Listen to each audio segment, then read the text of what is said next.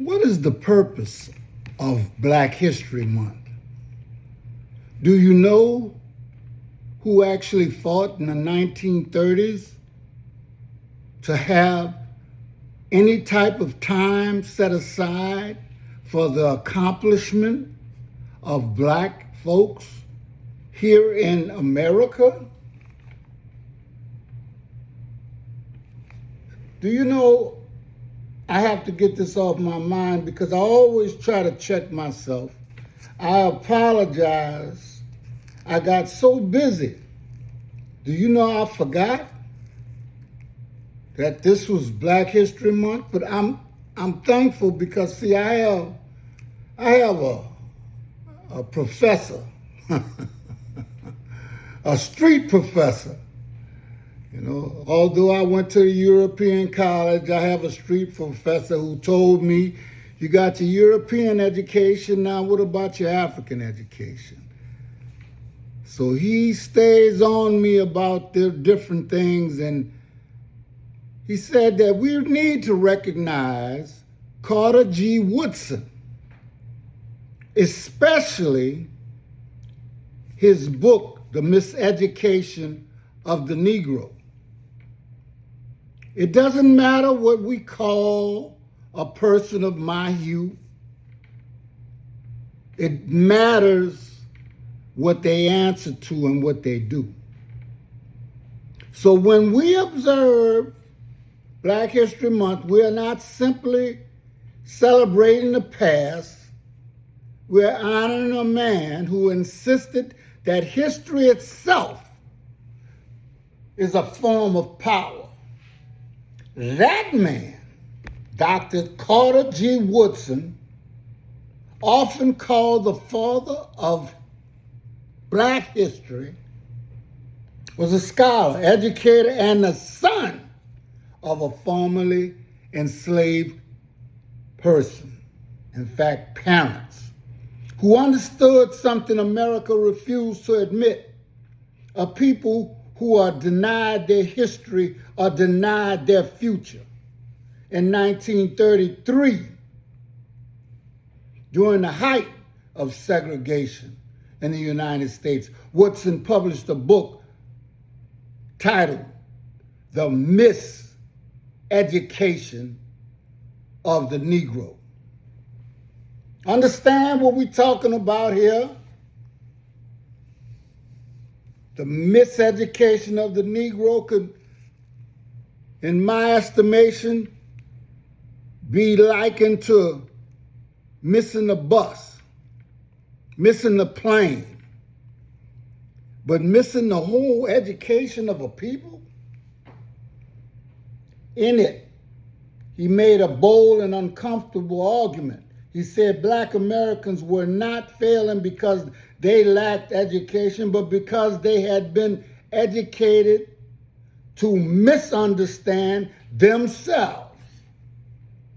Schools, he argued, taught Black children what to think about the world, but never taught them who they were. Woodson warned that when a people are taught only the achievements of others, they are trained to see themselves as inferior. They begin to accept injustice as normal. They begin to know their place without being forced. In Woodson's words, controlling a person's education means controlling their actions because the mind is already disciplined before the body ever is. Now I want you to think about that, because that's very, very important. And if you think about that hard enough, listen to these words on the back of his book.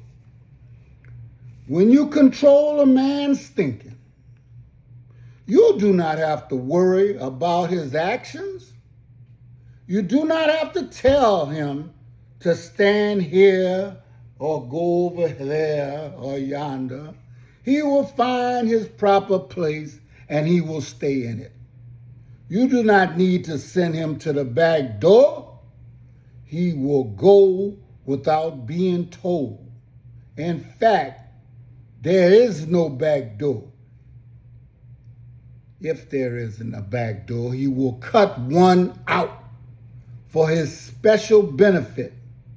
His education makes it necessary. History shows that it does not matter who is in power. Those who have not learned to do for themselves have to depend solely on others, never obtain any more rights or privileges in the end that they had in the beginning. A friend of mine made a statement, and I'd like y'all to remember this, and you may feel how you wish. For 400 to 500 years here, we've been in America. We still have to buy things from someone else. From our shoes to whatever you put in your hair, even the underwear that you wear, you have to buy it from someone else because you own absolutely nothing. Now let me get off of that, because that says a lot. Black History Month's gonna talk about something that they wanted to keep quiet, but we could not keep it quiet because in 1943, the world was consumed by war. A quiet English village became the stage for a battle no one expected. And one many were never meant to hear about. This was not a battle against Nazi forces. It was not fought for territory. It was a battle over dignity, equality, and the meaning of freedom. The village was Bamburgh Bridge in northern England. Stationed nearby were African-American soldiers of the United States Army, men who wore the uniform of a nation fighting fascism abroad, yet living under segregation at home. They were members of the 1,511th Quartermaster Truck Regiment, a non-combat unit tasked with keeping the war machine moving. Britain had no Jim Crow laws, and the people of Bamburgh Bridge refused to learn them. And when military authorities tried to impose racial segregation on the village pubs, the locals said no. Instead, they welcomed black soldiers as equals. In a remarkable act of protest, pubs placed signs in their windows that read, "Black troops only," not to exclude, but to reject racism itself.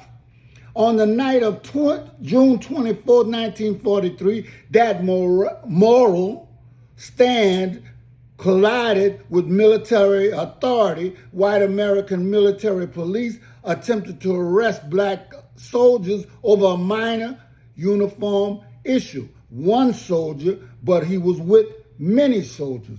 Villagers objected. Tempers flared, and before the night was over, gunshot echoed through the streets. And a young soldier, Private William Crossland, was shot in the back and killed. For hours, American soldiers fired on one another on British soil.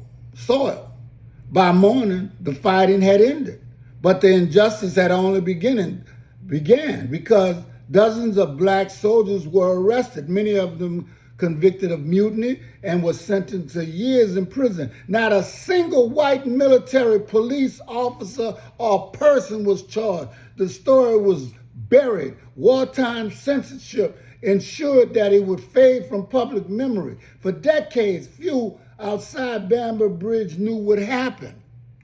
But history has a way of resurfacing. Today, the Battle of Bamburgh Bridge stands as a reminder of contradictions of World War II, a fight against tyranny abroad while racial injustice persisted within the Allied ranks. It is a testament to ordinary people, British civilians, who chose solidarity over silence and humanity. And we face the same thing today.